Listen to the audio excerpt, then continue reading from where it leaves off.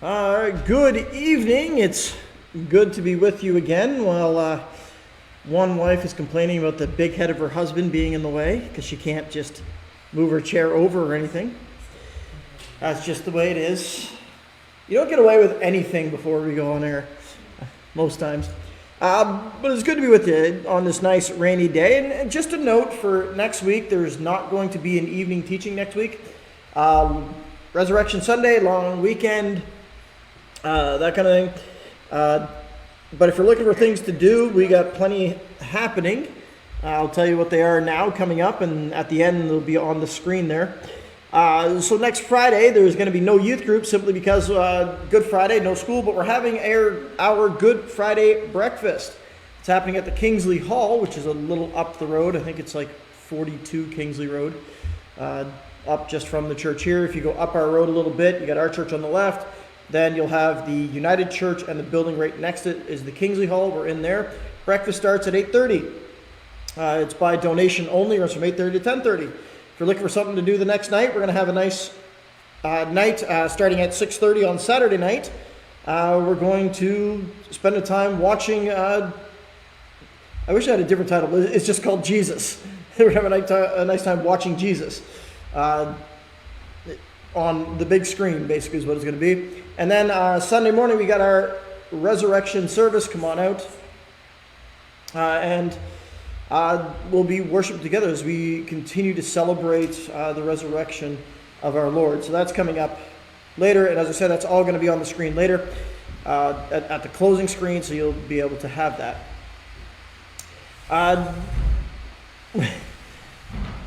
With all that, he was just moving his big old head out of the way. That's the way it goes sometimes.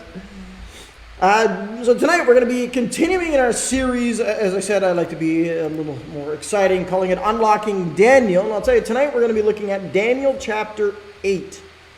Daniel chapter 8. And we may get through the whole chapter and we may not. And you go, wait a minute, how does that happen? Normally with historical narrative, I go quickly. With teaching, I go a little slower, just because there's more to explain. And we're into one of Daniel's visions.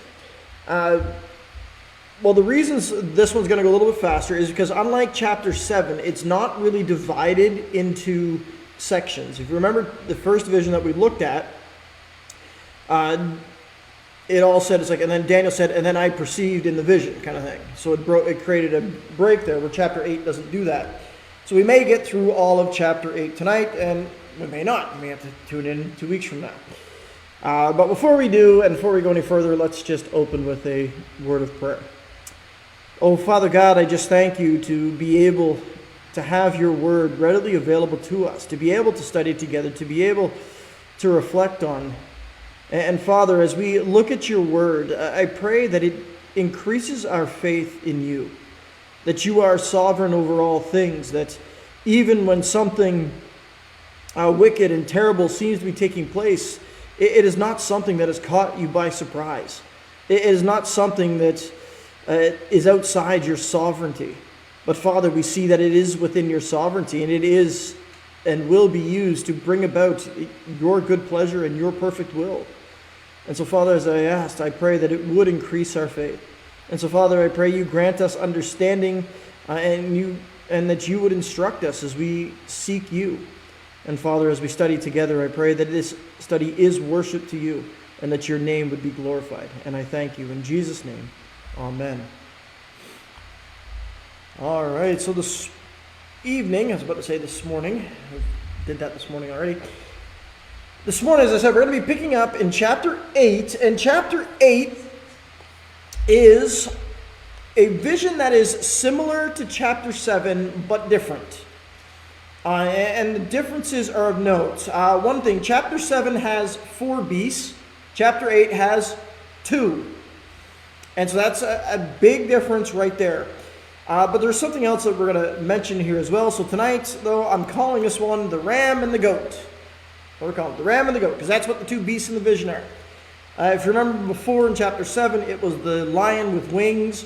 Then it was the bear raised up on one side. And then you had the leopard. And then you had this, it just says beast like that was like none other. He couldn't even describe it because of the way it was. But here we've got two. We've got a ram and a goat. Now, we're going to be focusing on that, and we'll be looking at them within the scope of history. But the main focus of chapter 8 is not the ram, it's not the goat, it's not even the horn of the goat which falls off, it's not even the four horns that arise. It's the little horn that arises. And that's the one that he's going to get to, and we're going to unpack that. But before we do that, we're going to spend some time reading. Now, I was trying to think of where I could read and stop, and I can start at verse 1 and I can end at the end of the chapter, because that's pretty much what's going to happen. So tonight we're going to start with a significant portion of reading. So chapter 8, verse 1, and we're going all the way to the end, basically. So it says, "In the 3rd year of the reign of King Belshazzar, a vision appeared to me, Daniel, after the one that appeared to me the first time. I saw in the vision, and it so happened while I was looking that I was in Shushan, the citadel which is in the province of Elam. And I saw in the vision that I was by the river Ulai. Then I lifted my eyes, and I saw, and there, standing before the river, was a ram which had 2 horns. And the 2 horns were high, but one was higher than the other, and the higher one came up last. I saw the ram pushing westward, northward, and southward, so that no animal could withstand him, nor was there any that could deliver from his hand. But he did according to his will, and became great. And as I was considering, suddenly a male goat came from the west, across the surface of the whole earth, without touching the ground. And the goat had a notable horn between his eyes. Then he came to the ram that had 2 horns, which I had seen standing beside the river, and ran at him with furious power. And I saw him confronting the ram. He was moved with rage against him, attacked the ram, and broke his 2 horns. There was no power in the ram to withstand him, but he cast him down to the ground and trampled him, and there was no one that could deliver the ram from his hand. Therefore the male goat grew very great, but when he became strong, the large horn was broken, and in place of it 4 notable ones came up towards the 4 winds of heaven. And out of one of them came a little horn, which grew exceedingly great toward the south, toward the east, and toward the glorious land. And it grew up to the host of heaven, and it cast down some of the host and some of the stars to the ground, and trampled them. He even exalted himself as high as the prince of the hosts, and by him the daily sacrifice were taken away, and the place of his sanctuary was cast down. Because of the transgression, an army was given over to the horn to oppose the daily sacrifices, and he cast truth down to the ground. He did all this and prospered. Then I heard a holy one speaking, and another holy one said to that certain one who was speaking, "How long will the vision be concerning the daily sacrifices and the transgression of desolation, the giving of both the sanctuary and the host to be trampled underfoot?" And he said to me, for 2,300 days, then the sanctuary shall be cleansed. Then it happened, when I, Daniel, had seen the vision and was seeking the meaning, that suddenly there stood before me one having the appearance of a man. And I heard a man's voice between the banks of the Ulai, who called and said, "Gabriel, make this man understand the vision." So he came near where I stood, and when he came, I was afraid and fell on my face. But he said to me, "Understand, son of man, that the vision refers to the time of the end." Now, as he was speaking with me, I was in a deep sleep with my face to the ground. But he touched me and stood me upright. And he said, "Look, I am making known to you what shall happen in the latter time of the indignation. For at the appointed time the end shall be. The ram which you saw having the 2 horns, they are the kings of Media and Persia, and the male goat is the kingdom of Greece. The large horn that is between its eyes is the first king. And as for the broken horn and the 4 that stood up in its place, 4 kingdoms shall arise out of that nation, but not with its power. And in the latter time of their kingdom, when the transgressors have reached their fullness, a king shall arise, having fierce features, who understands sinister schemes. His power shall be mighty, but not by his own power. He shall destroy fearfully, and shall prosper and thrive. He shall destroy the mighty, and also the holy people. Through his cunning he shall cause deceit to prosper under his rule, and he shall exalt himself in his heart. He shall destroy many in their prosperity. He shall even rise against the prince of princes, but he shall be broken without human means. And the vision of the evenings and mornings, which was told, is true. Therefore seal up the vision, for it refers to many days in the future. And I, Daniel, fainted and was sick for days. Afterward I arose and went about the king's business. I was astonished by the vision, but no one understood it. All right. We're going to stop there. I said the whole chapter. Now the reason I had to do the whole chapter is because you can't separate it here. Like I said, it really just goes from one right into the other. Now, I didn't put a scripture in for this, but as always, the most important thing to understand in the book of Daniel is the sovereignty of God. Because what you have here is God showing Daniel what is going to take place. And he's even depicting a time when the sacrifice would stop, that the temple would be defiled, and all of that. Now, that gets fascinating because the temple has been completely desecrated by this time. If you're familiar with it, King Nebuchadnezzar, when he came in, he sacked everything, took everything, even when they got replaced in time. And if you follow it, like the first time the temple was ransacked, they took the gold shields and all that, and they all got replaced by bronze shields. And when Nebuchadnezzar finally finished his final campaign, where he totally took it, he took everything out of the household. Every article that was in there that was used for worship. And so the temple itself pretty much is in ruins, desolate. The city's down and all that. Now, if you're familiar with the history of the Old Testament, what he's seeing is, Daniel understands now, is that there's going to be a time when the Jews would return back to Israel, return to their homeland. The temple starts to be reenacted, and that all took place during the time of Ezra and Nehemiah. And then the events that we're leading up to, I will tell you this. Daniel 8 is speaking not necessarily of the end times, but speaking of the time of the Maccabeans. And even when you see references, this is where the English language and translations kind of play a part in our understanding. And we'll talk about this in a little bit. I'll just give you an example of this to start with. Just look at verse 14 for a second of chapter 8. It says, so it asks the question, how long will this be concerning the daily sacrifices, the transgressions of desolation? And it says, and he said to me, for 2,300 days. Now, if you look, most likely your Bible has a footnote next to the word days. I know mine does, and I even know so my other one does. And if you look, the footnote, it says literally evening and mornings. Now why? Well, the problem is, typically we translate evening and mornings, we would say that's a day.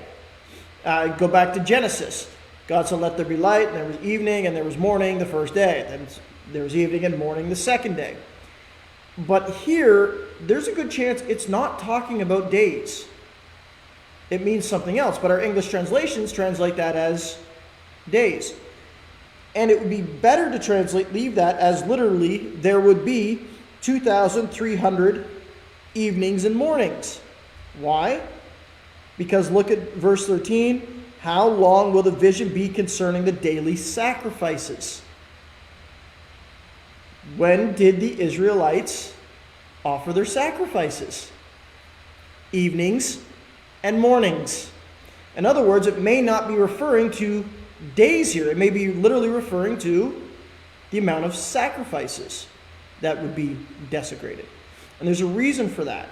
Because when we look at history, believe it or not, there is exactly, if you cut the number of 2,300 days into the 1,500, and so that's actually how long it was between Antiochus IV desecrating the sanctuary and Judas Maccabeus cleaning it during the Maccabean revolts. It was exactly that much time.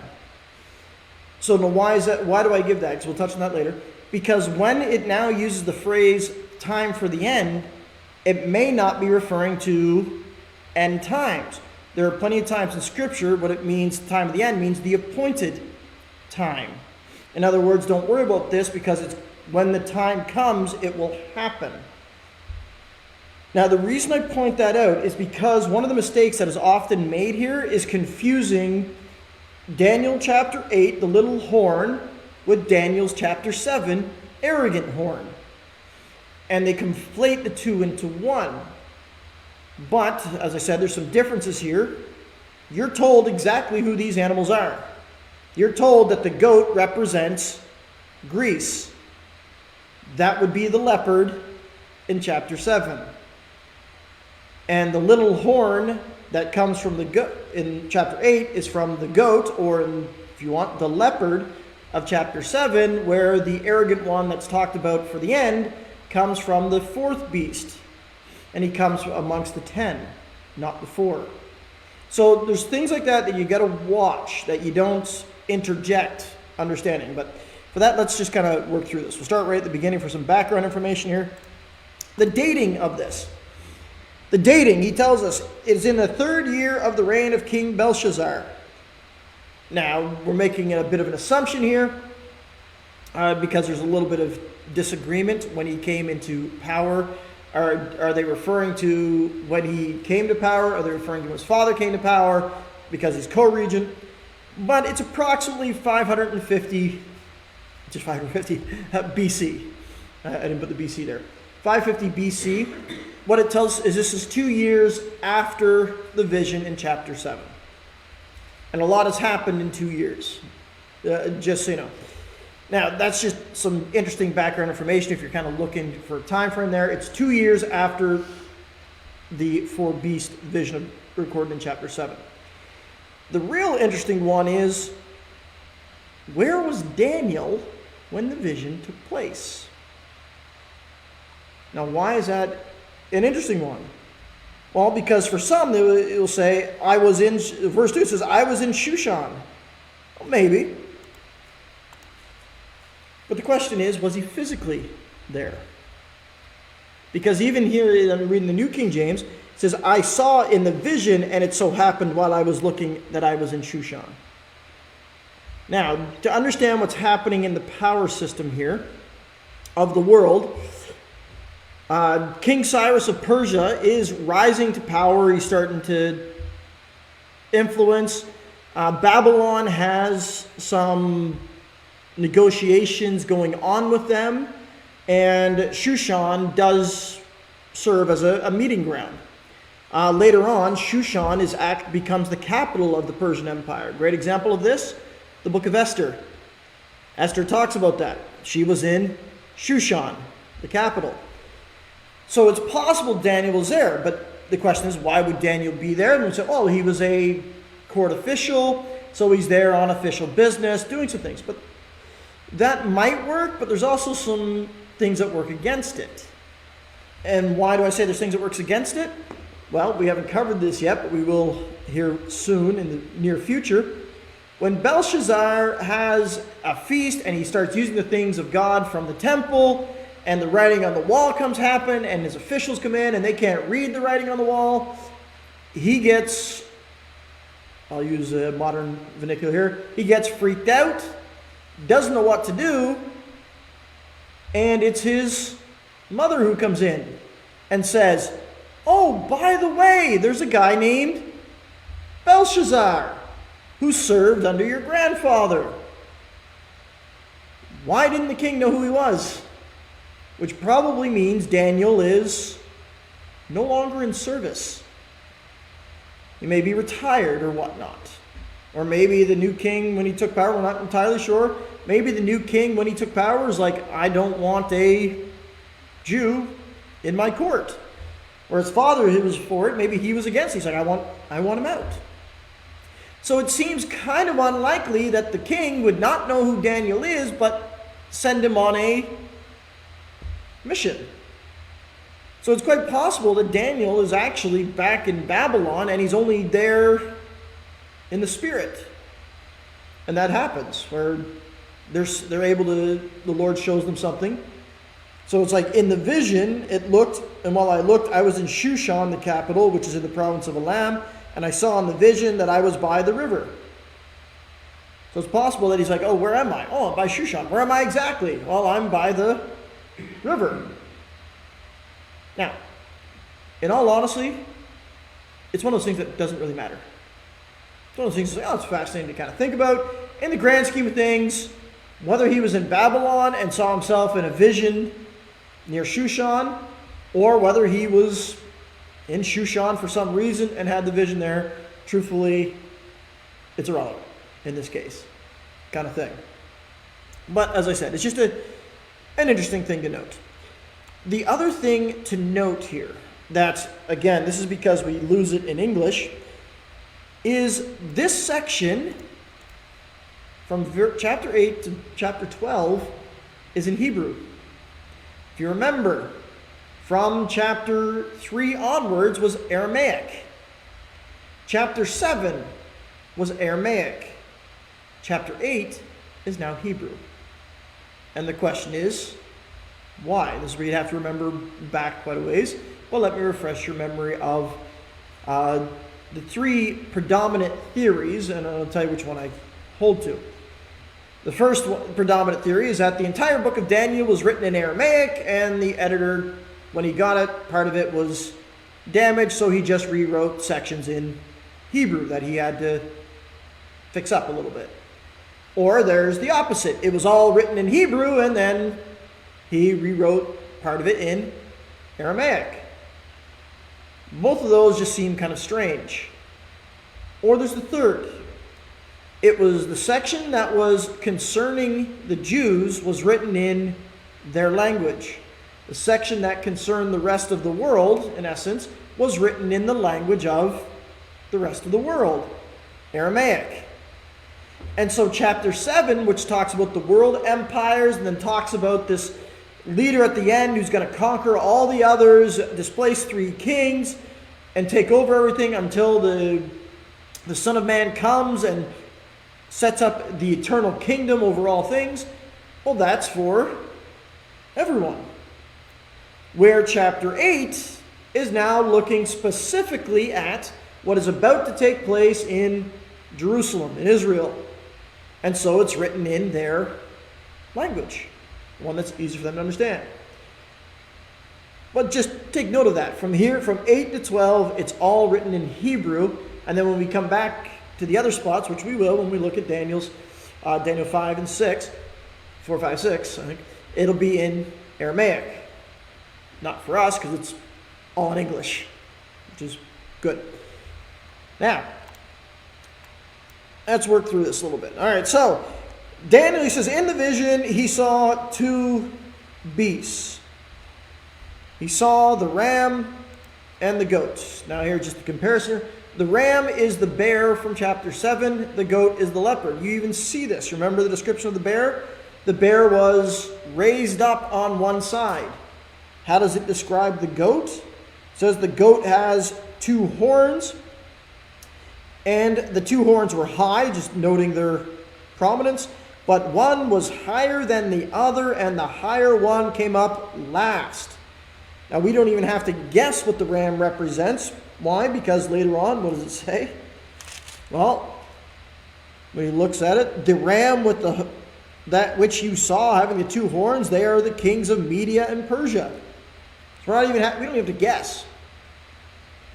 But if you know the Medo-Persian alliance, the Media Empire was around before the Persian Empire, when they consolidated into one, and they were the Medo-Persian alliance empire, basically.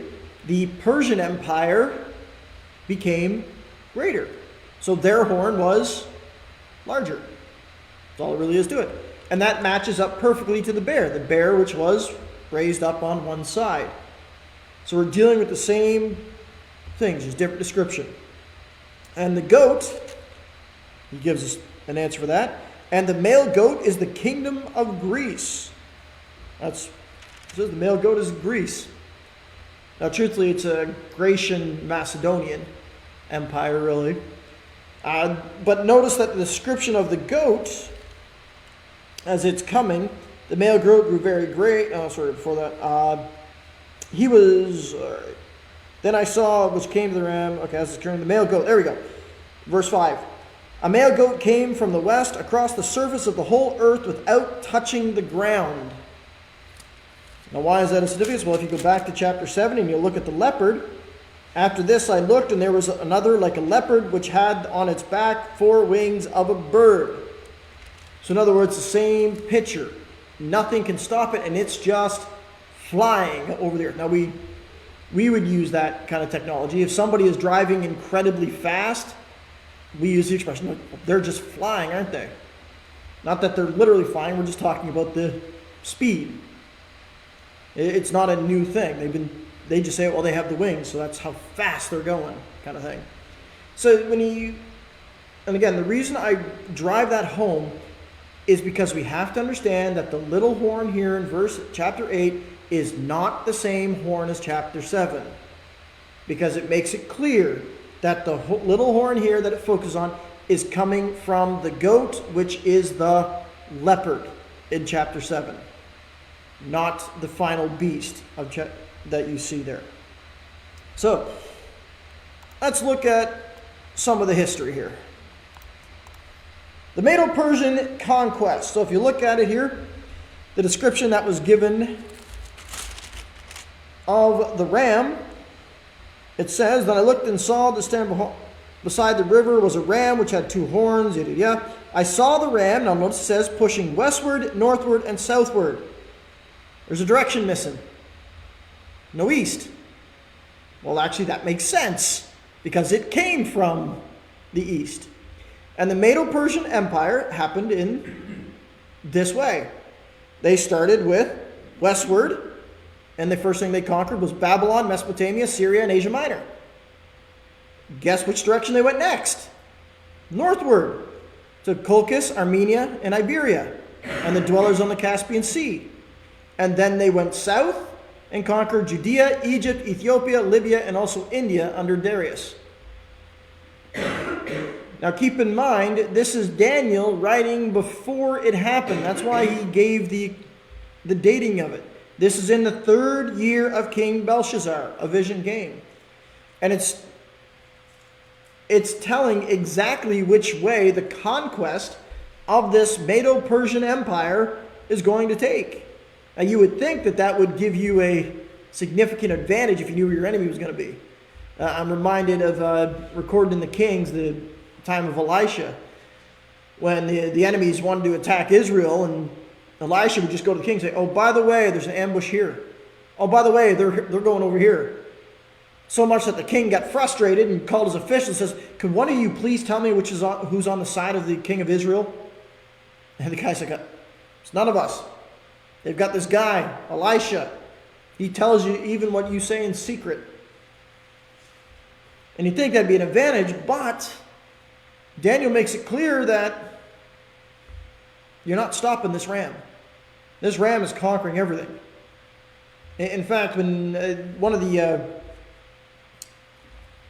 the Bible stories that my kids watch, you can find it on YouTube. I think it's Greatest Heroes and Legends of the Bible, Daniel. And in that, when it has the section with Belshazzar and the writing on the wall, Daniel comes and tells him what it means. And Belshazzar in the movie, in his arrogance, goes, "Great, now that we know an attack's coming, we can prepare for it." Thinking that he can stop it, but then it's just in the night they fell. They couldn't stop it. But this vision wasn't given to Daniel to stop a invasion. It was given to show that God knows what's going to happen. And so the ram is the Medo-Persian Empire and gives the description of its conquest. Let's move over to the goat. Now, it says the goat conquered in the whole world without touching the ground. Just Alexander's entire conquest took 12 years. Now you go, well, that seems like a long time. Yeah. Keep in mind, they don't have cars. They don't have planes. So when they had to travel, they traveled by foot to move an army. Conquering the entire area in 12 years, that's actually pretty impressive. Especially when you understand there's a sea between them. and they conquered all of it. And when it came to Persia, because when it talks about Persia, it says that it ran full force at the ram and conquered it and broke its two horns. It took Alexander 3 years to conquer the Persian Empire. Keep in mind, what did I say the entire Persian Empire was? Babylon, Mesopotamia, Syria, Asia Minor, Colchis, Armenia, Iberia, the Caspian Sea, Judea, Egypt, Ethiopia, Libya, India. What took them all that time to conquer, Alexander did it in 3 years. That's how fast he moved. It was incredibly quickly. Also of note, where is Daniel when he's getting this in the vision? By the river Ulai. Alexander's first victory over the Persian Empire, guess where it was? At the river Ulai. Interesting detail, isn't it? Why do you think Daniel put it in? Daniel has no real understanding of it, but it's a detail where it's like, hey, I was by the river Ulai. Why was he showing the vision there? Why not just show it to him in Shushan? Why? Because that's where the conflict was. It says that when you go back and look at it, it says the ram arose, and standing beside the river was a ram, and it had two horns. And he saw the ram do everything, but where's the ram? It's by the river Ulai. So when the goat, then he came to the ram that had two horns, which I had seen standing beside the river, and ran in full power and conquered him. That's an incredibly specific detail. This isn't him just saying, oh, by the way, I foresee Greece conquering Persia. He's like, no. I'm telling you, years before it ever happens, decades before it happens, that Greece is going to conquer Persia right there by that river. That's where it's going to happen. And that's exactly what happened.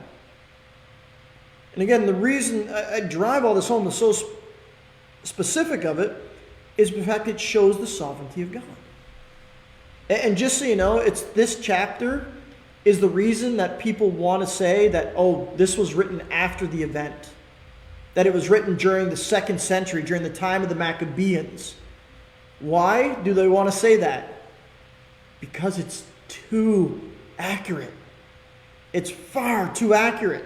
Like, there's no way that somebody could predict it to that extent that many years ahead of time. So it's written after the event. And I'll tell you, that's only been within like the 1900s, late 1900s, that people started saying that. And that makes sense if you understand the Enlightenment era, which says we're going to deny the supernatural. But if you've got a God who's outside of time and sovereign over it all, this makes perfect sense.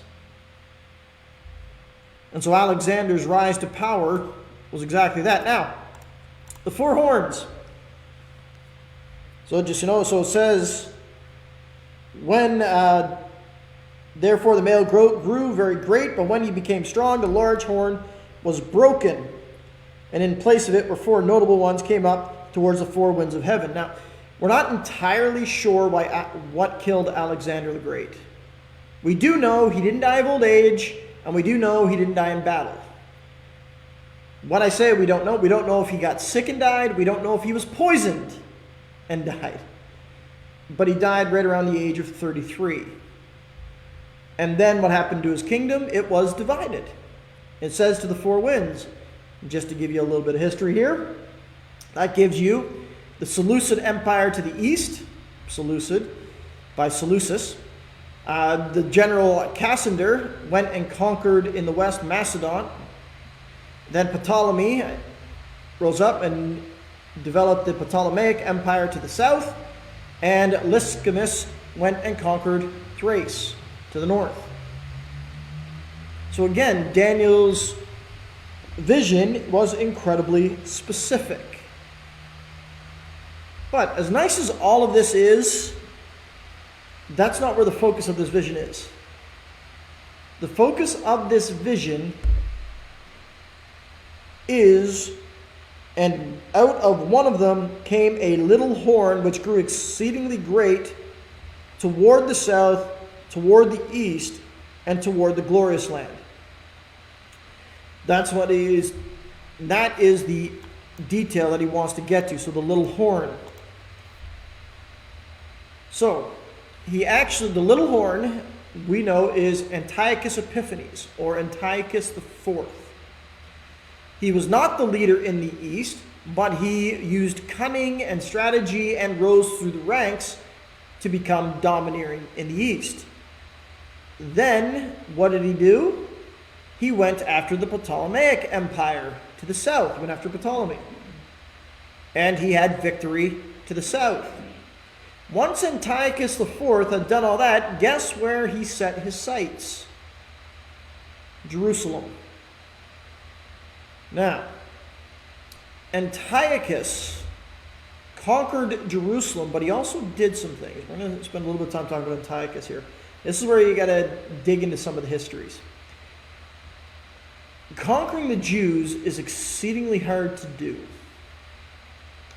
Now, I don't mean just conquering their land. That's, truthfully, of all things, that's the easy part, believe it or not. Breaking their spirit is the hard part. Even when you read the book of Nehemiah, when they're under the order of King Cyrus of Persia, they go back home, they have permission to rebuild the walls and all that. When their enemies come forth, and they come after and say, who said you could build these walls? Don't build these walls. When they sent a letter back to the king of Persia, he says, but just so you know, there is this people called the Israelites. They're rebuilding the city of Jerusalem, and they are a rebellious people who do not obey, and they rebel constantly. Go and search their own records. Go and search your records, and you will see that they are a rebellious people.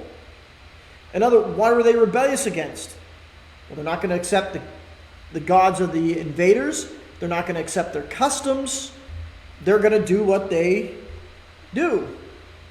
In fact, the kings who were able to control Jerusalem the best, I use that kind of loosely, they pretty much enabled them to worship how they wanted to worship as long as they paid their taxes, basically.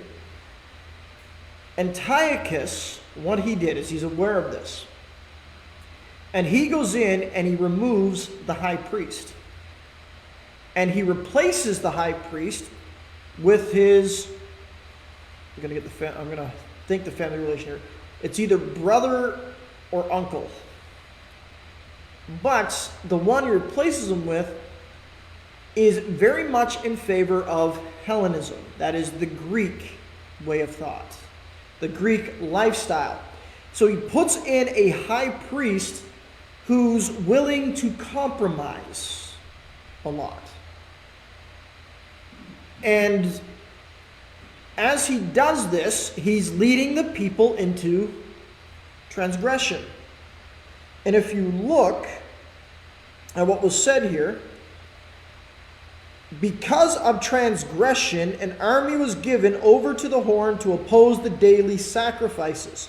And what happens was, after he did this, the people of Israel, the former high priest, or the family member as well, rebelled against the one Antiochus put in place and drove him out.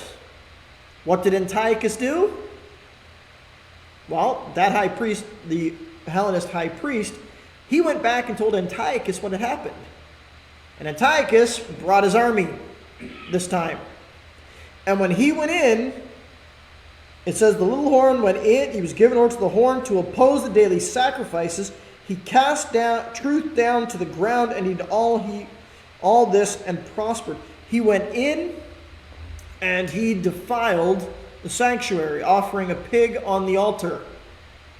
And if you're familiar with Judaism, that is one of the greatest disgraces you can have.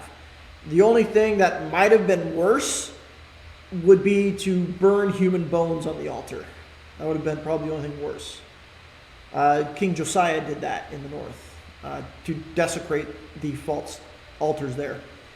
But here he offered a pig on the altar, and then he set up an image of Zeus in the Holy of Holies. And so, for a time, the daily sacrifice was ceased. And this is why I said, when it asked the question, then I heard a holy one speaking, and another holy one said to that certain one who was speaking, so you got multiple voices here going, how long will the vision be concerning the daily sacrifices and the transgression of desolation, the giving of both the sanctuary and the host of trampled underfoot?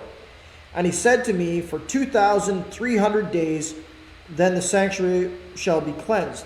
This is why I said it's important to understand that the literal statement there was not days, but evenings and mornings. And when you understand that the reference here is not to days, but how many of the sacrifices were going to be stopped. We're not talking about the other sacrifices. We're talking about the scheduled sacrifices. You got to remember, they would have other sacrifices. Somebody comes along, we gave birth 8 days ago.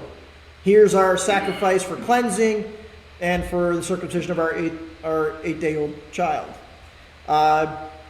Or for, it's like, I sinned, here's my sacrifice, for my guilt offering.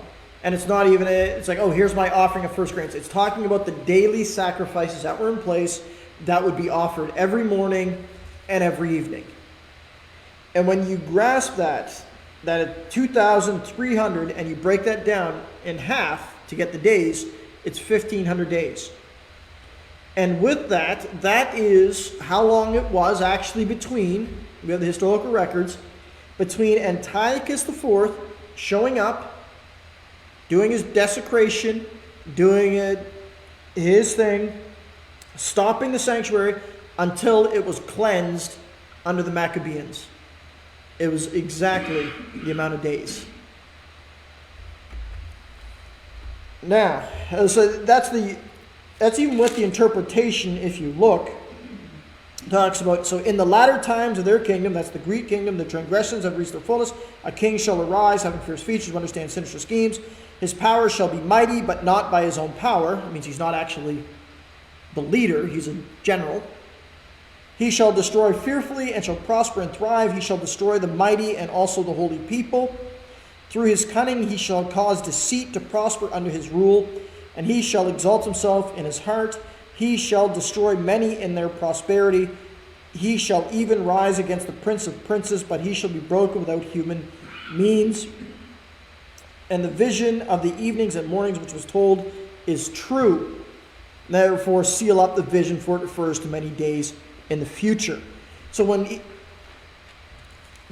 Daniel is told that I heard a man's voice, and it says, verse 17, so he came near to me where I stood, and when he came near, I was afraid and fell on my face, but he said to me, understand, son of man, that the vision refers to the time of the end. That phrase there does not necessarily mean the end of ends, if you know what I mean. It doesn't mean end times for the world, but it can mean here that it means your vision refers to the time of the completion of the vision. So near the end of the vision, that's what's going to happen. And that's where it's set. So in other words, for Daniel, this isn't going to be in your lifetime. This is after you're dead and gone. An empire has come, has fallen. New empire has come, risen. You're going to be dead and gone in the ground, resting with your fathers before this ever takes place. In fact, this is a similar message that was given to Abraham. All the way back in Genesis, when he's told, your people will go into a land that's not their own for 400 years, they'll be mistreated, and then by my mighty hand will be brought out. But don't you worry, you will be resting with your fathers when this happens. So you don't have to worry about it. So this end here does not necessarily mean end of times, but rather what Daniel's focused on is that desecration. It's for the end of the vision. It's the end of that appointed time. But here's the thing about this. There does seem to be similarities between this little horn and the one that was in Daniel chapter 7. That they have this arrogance about them. They'll make sacrifices to cease. They will desecrate They'll desecrate the holy place. They will come by deceit. They will destroy many and prosper. He shall also destroy the mighty, also the holy people. What we have here is a case of a type-antitype. Now, what I mean by that, it means Antiochus IV is not the Antichrist that Daniel saw in chapter 7, but he is a type of it. In other words, as we look at Antiochus, we can get an understanding of what is to come. Now, how do I know that? Well, during the time of the Maccabees and that, they did come to call what Antiochus IV did, offering the pig, setting up the altar, kind of thing. They came to start to call that the abomination which causes desolation. But Jesus makes it clear that that's not the abomination which causes desolation. In Matthew, in the Olivet Discourse, Jesus even tells his disciples, now you can debate when it happened, if you want to talk about Emperor Titus or whatnot, that's fine. But he tells them specifically, when you see the abomination which causes desolation. If Jesus is pointing it forward from when he stepped into history, about 30 AD, therefore what Antiochus did cannot be the abomination which causes desolation. It was a abomination. I know that's bad English, but I'm just stressing the A. It should be an. It was one of, but it's not the. So, and Antiochus was an antichrist. He was not the antichrist. Emperor Titus was a form of antichrist. Emperor Nero was a form of antichrist. But they are not the antichrist. And antichrist is both a system and a person. How do I know that? 1 John talks about that. It says, anybody who denies Jesus come in the flesh, he is antichrist. And he says, the spirit of it's like, although the antichrist is coming, notice he makes it very specific, direct object marker, which means it results that there is one. But it had not yet. Antiochus, we can learn from him that he's cunning. He comes by scheme. This makes sense. Because if you look with Daniel 7, where it talks about 10 horns, 3 are taken out by this one. Could it be by military might? Well, why not? He shall destroy the mighty. He will conquer. We see that as it's written, that he will, even in Daniel 7, we see that again in Revelation, that he'll have victory over the saints. Now, keep in mind, that's from the human perception, not from eternal perception. And why do I say that? Because even in the book of Revelation, the victory that is shown by the beast seems to be that he's able to physically kill the saints. But the scriptures make it abundantly clear that John says, I looked and behold a number thousands upon thousands, 10,000 upon 10,000s. It's like, who are these? Oh, these are those who have washed their lamb and washed their robes in the blood of the Lamb, and they have had victory. How did they have victory? By the word of our testimony, by the blood of the Lamb. So who was really victorious? Not the beast. They were. And here that's what you're seeing. And so Daniel's getting shown this, and we have it, one, because it points us back to the fact that God is in control of the history. Even somebody as wicked as Antiochus Epiphanes, who rose up, who desecrated the temple, even he was known to the Ancient of Days, who could see, who could foretell. And even here, although he talks about it, this is how we also know it's not the same one from Daniel 7. Look at the end of him. All it says, he shall rise against the prince of princes, but he shall be broken without human means, or just not by human hand. That's all it says about him.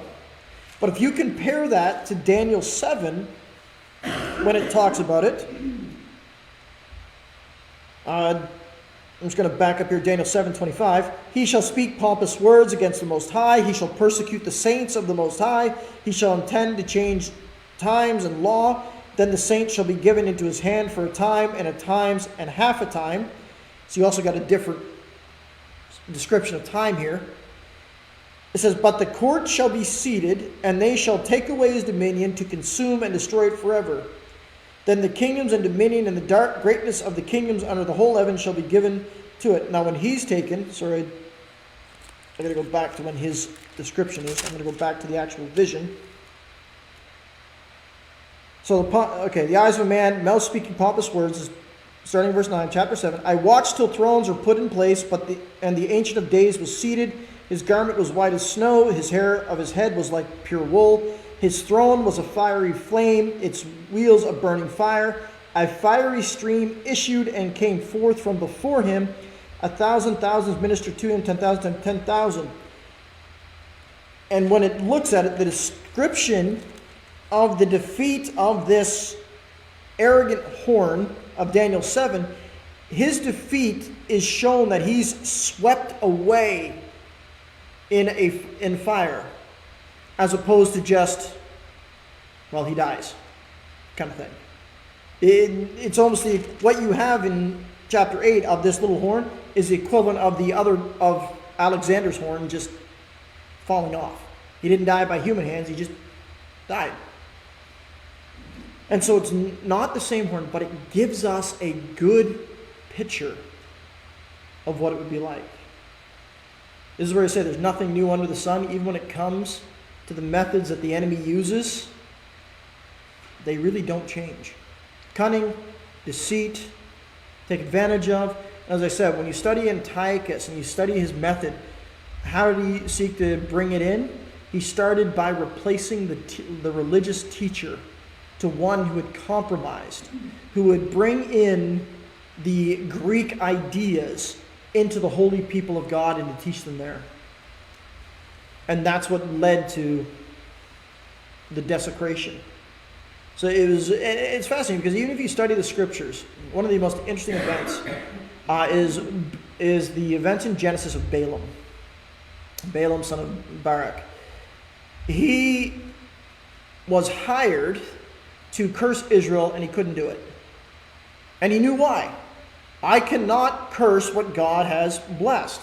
Don't think that means Balaam was a God-fearer. Don't think that means Balaam served God. Balaam just knew that he was no match for God. So Balaam tells the king, if you want to beat them, you need to separate them from God. And there's only one thing that separates people from God, and that is sin. So what did Balaam tell the king to do? Intermarry. Mix marriage with them. Get your women to marry their men and let it be introduced. And if the more you study the scriptures, what has brought down more godly men than anything else? Ungodly women. And godly women can easily uplift men. Even when you study the most wicked king that they had with Ahab, what kept him on the wicked path? His wife Jezebel. I almost believe that if Ahab had chosen a good wife, he would have been all right. But he didn't. And so to introduce a marrying of the false into the holy, that's what Antiochus did first. And then you can see what happens even in today's culture. How does the church lose its influence in society? It started to accept the teachings of the world rather than the scriptures. The strategies haven't changed. But even in the end, all of that took place. And this was the point of it all, that he shows Daniel. Everything is so specific. What kingdom would come? What would happen? The Persians would be greater than the Medes. Greece would come and conquer Persia with one mighty leader. He would die. His kingdom would be split into four. From the east side, that's where Antiochus is forth from. From the east kingdom, he rose up. He moved and conquered the south. Moved and he conquered the holy people, desecrated it. And he desecrated it and stopped the morning and evening sacrifices for 2,300 evenings and mornings. And then right on schedule, he was defeated, or his influence ended and the sanctuary was cleansed. The only one who could say this with such precision is the one and true living and sovereign God, whom we put our faith in. And if he can have command over such things with such intricate detail, what do we have to worry about today if our faith is in him? And that's the beauty of it. We continue to study Daniel, is that God is sovereign over it all. All right, that brings us to the end of our time tonight. I'd like to give a chance for a few discussion, if there is any. And as people are thinking and giving a chance for people, if they have a question to write in online, you can go ahead and do that. Just a reminder, there is no evening teaching next week, so you get a week from Daniel, break from Daniel. And then next time we're going to be picking up, just so you know, for those who want, we're going to be picking up in Daniel 5 next time, because we're going back, because we're doing chronological. And Daniel's next vision is during the time of King Darius. So we got to go back and see how the Medes and the Persians come and conquer Babylon. That's where we're going to be going. So with that, are there any questions, discussion, insights anyone would like to share this evening? I found it interesting that the angel knew without any confusion what these images were. To us, it's such an odd way to present it. I'd rather have it in black and white. Names, dates, locations, but I find it interesting that heaven knows, because they've got perfect trust in the sovereignty. Yeah, there was no mystery hidden from them. It seems that the only mystery to the angels is salvation. That is salvation. That's the one thing they long to understand, and they can only understand it by watching us. Other than that, they've got perfect. Coincidentally, this is the first time that Gabriel's name is mentioned in Daniel.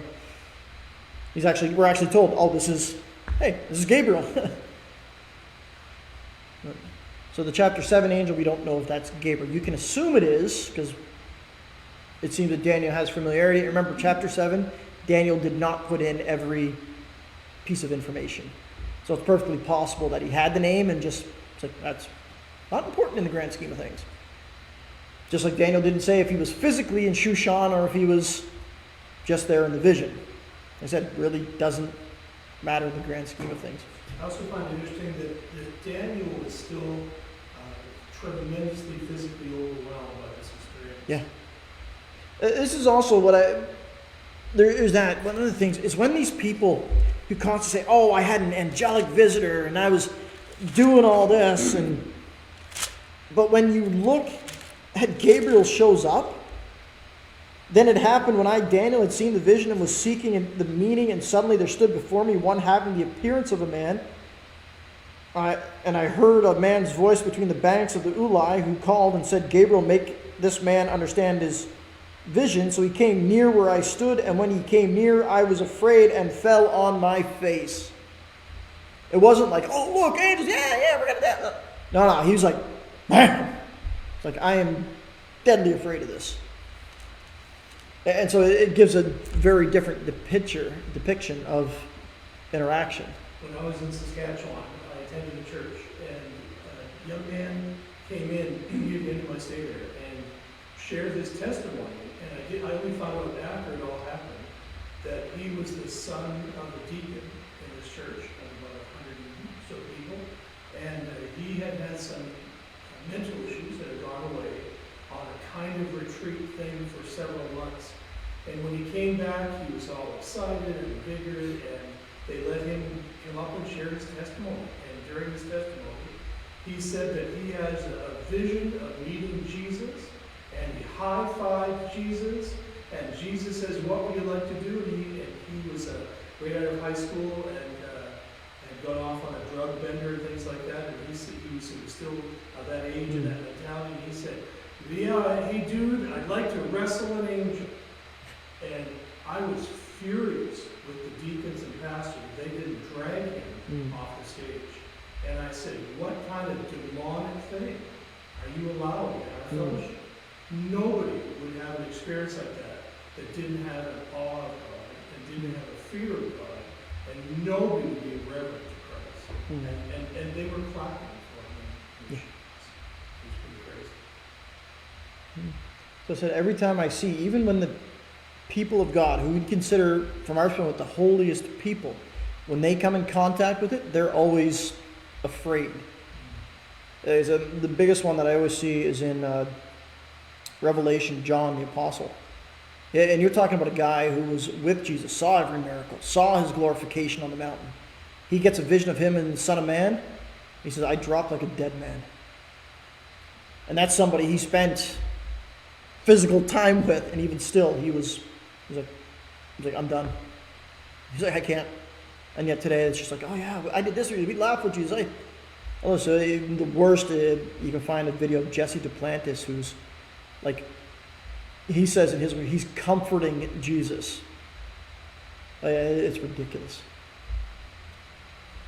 All right, well, that's our time for this evening. And as I said at the start, I gave you kind of a heads up of what's coming up this weekend. I'll kind of push it again. We have activities happening all weekend long coming up. We've got the Good Friday breakfast you can attend. We've got a viewing here of Jesus at the church on the screen, not a physical encounter on the screen. And then Sunday morning, our resurrection service. Friday, it's at 8:30 a.m., Saturday at 6:30 p.m., and then Sunday at 10:30 a.m. Everybody's invited to come on out. You can invite a friend as well, bring them along. All events are free for the breakfast. If you'd like to give, you can give a donation. And always on Sundays, we do collect an offering as in our worship as we give thanks for all the Lord has done for us. But until we're able to gather again, as always, I pray that the Lord would continue to watch over you, that you would grow in the knowledge of Him, and that your faith would increase as you know that He is sovereign over all things. And His blessing be with you until next time.